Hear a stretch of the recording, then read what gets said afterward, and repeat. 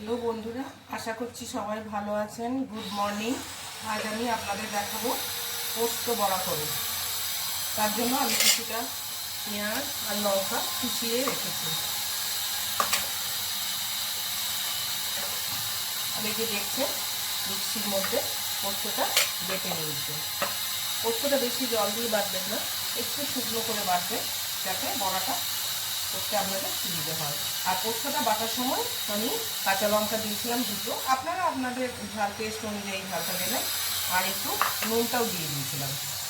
দেখুন কত তাড়াতাড়ি এটা রান্না করা যায়।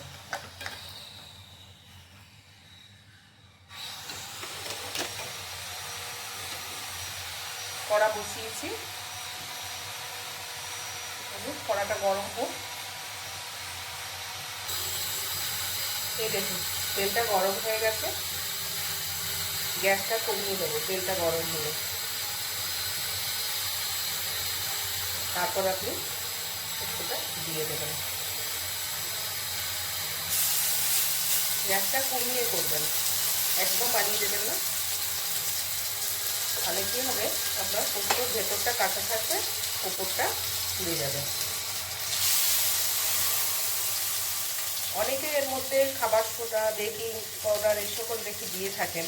আমার মনে হয় পোস্ততে আর গুঁড়ো পোস্ত দেন, কিন্তু তাতে পোস্তর যে আসল টেস্ট সেটা আপনি পাবেন না। সবসময় চেষ্টা করবেন পোস্তটা বেটে পোস্ত বড়াটা করতে, তাহলে সেটা টেস্টটা, আসল যে টেস্টটা আপনি পাবেন। দেখুন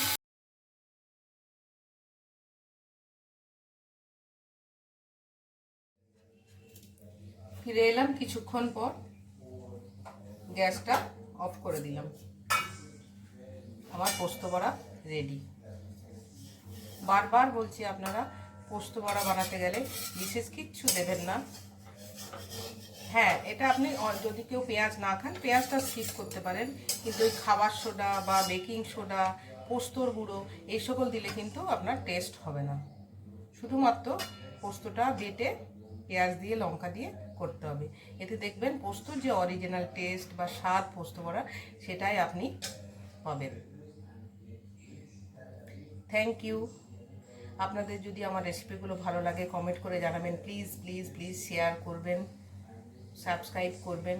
কোনো যদি অসুবিধা হয় সেটাও আমাকে মেসেজ করবেন, আমি অবশ্যই জানানোর চেষ্টা করব। বাই বাই, ভালো থাকবেন, সুস্থ থাকবেন। হ্যালো বন্ধুরা, আশা করছি সবাই ভালো আছেন। Good morning. আমি আপনাদের আজকে একটা মিক্সড ভেজিটেবল করে দেখাবো। অ্যাকচুয়ালি মিক্সড ভেজিটেবল নয়, বাড়িতে অল্প অল্প সবজি ছিল, সেই সবজিগুলো মিলে একটা আমি তরকারি করছি, তো সেটা আপনাদের দেখাবো। সবসময় তো বাড়িতে তো সব কিছু থাকে না, যেটুকু থাকে আমি সেইটা দিয়ে। এই যে কিছুটা পটল কেটে নিয়েছি, এই যে এরকম করে আলু কেটে নিয়েছি, কেটে আমি এগুলো ধুয়ে আগের থেকে রেখেছি যাতে আপনাদের তাড়াতাড়ি দেখানো যায়। ঝিঙে ছিল, দুটো ঝিঙে নিয়ে নিয়েছি, বেগুন নিয়ে নিয়েছি, আর একটা গোটা টমেটো, এটা পরে কেটে আপনাদের দেবো যখন দেখাবো। কিছুটা ধনেপাতা, একটা কাঁচা লঙ্কা। ঝালটা তো আপনারা আপনাদের ইচ্ছে মতো দেবেন, তা অসুবিধা নেই। এই ফোড়নটা দেখুন, ফোড়নটাই আমার রান্নার হচ্ছে, ফোড়নটাই আপনার মেন। একটা শুকনো লঙ্কা টুকরো করে নিয়েছি, কালো জিরে, গোটা জিরে, রাঁধুনি, পাঁচফোড়ন, একটা গোটা সর্ষে। চলুন তাহলে রান্নাটা শুরু করা যাক। অবশ্যই একটু হিং দেবেন, হিঙে আজকাল গন্ধ পাওয়া যায় না, তবুও আমরা দিই। কড়াতে তেল দিলাম, খুবই কম তেল, কম সময়ের মধ্যে এই রান্নাটা হয়ে যাবে।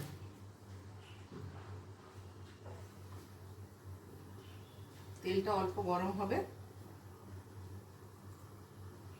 শুকনো লঙ্কাটা দিয়ে দেবেন, সব ফোড়নগুলো একসাথে দিয়ে দেবেন।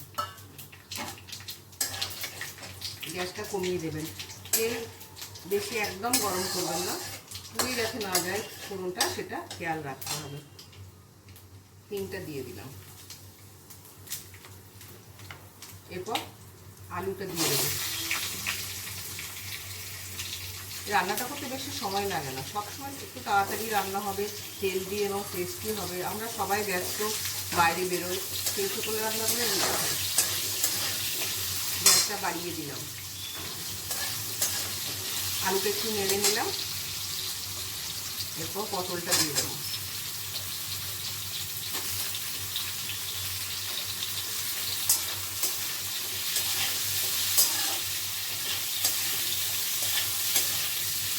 বাড়িতে তো আমাদের সবসময় কিছু না কিছু সবজি থেকে যায়, আমরা ভাবি কী করবো, এটা দিয়ে কী করবো, এগুলো আমরা এটা ভাবতেই থাকি।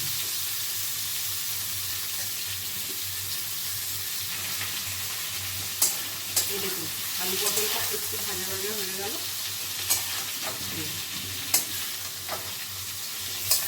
তারপর দিয়ে রাখবো বেগুনটা। বেগুন একটু ভাজবেন না, অল্প একটু বেগুন একটু বাড়িয়ে দিলাম। আবার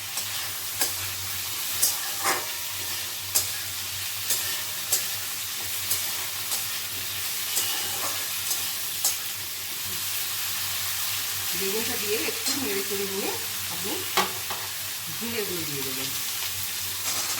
ঝিঙেতে জল বেরোয় তো, সেজন্য আমার কিন্তু ঝিঙেটাই আপনাকে দিতে হবে।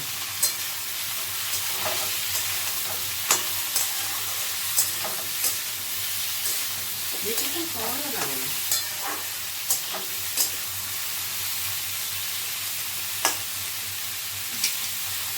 এটা একটু ঢাকা দিয়ে দেবো, তারপরে গ্যাসটা কমিয়ে দেবো।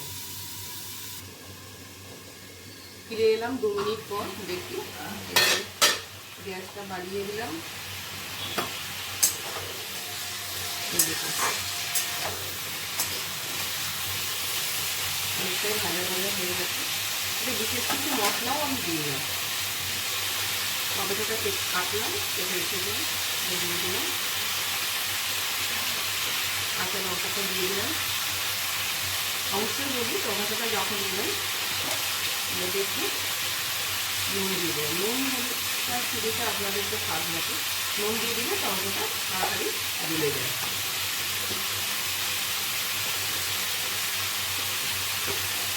গ্যাসটা আবার কমিয়ে দিলাম, একটু হলুদ দিয়ে দিলাম।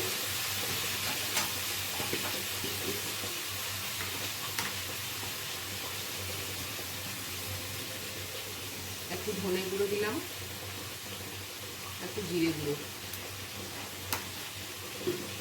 এরপর এটাকে ঢাকা দিয়ে রাখবো যাতে টমেটোটা গলে যায়।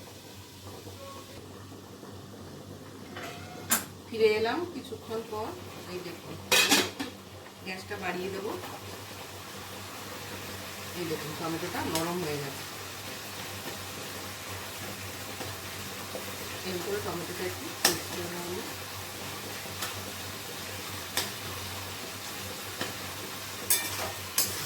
সব মশলাগুলো ভালো করে মিশিয়ে নেব। বুঝছেন তো কত কম মশলায় কত সুস্বাদু খাবার তৈরি করা যায়। এটা আপনি রুটি, ভাত, পরোটা, লুচি সব কিছুর সঙ্গে খেতে পারেন। আপনি কোথাও বেড়াতে গেলে সেখানেও যদি আপনি এটা নিয়ে যেতে পারেন। এটা যেহেতু পেঁয়াজ রসুন পড়ে না, বেশি মশলা পড়ে না, সেই জন্য তরকারিটা অনেকক্ষণ থাকে, নষ্ট হয় না। আমি নিয়ে গিয়ে দেখেছি তো, সেটা তখন একটু শুকনো বানাবেন। আর বাড়িতে থাকলে একটু যদি মনে হয় যে আপনার একটু জল রাখবো বা একটু ঝোল মতো রাখবো, তাতে কোনো অসুবিধা নেই, কিন্তু তরকারিটা অনেকক্ষণ থাকবে আপনার।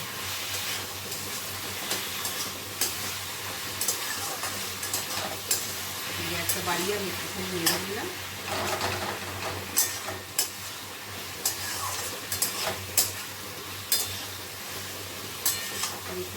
খুব সুন্দর ভাজা হয়ে গেছে।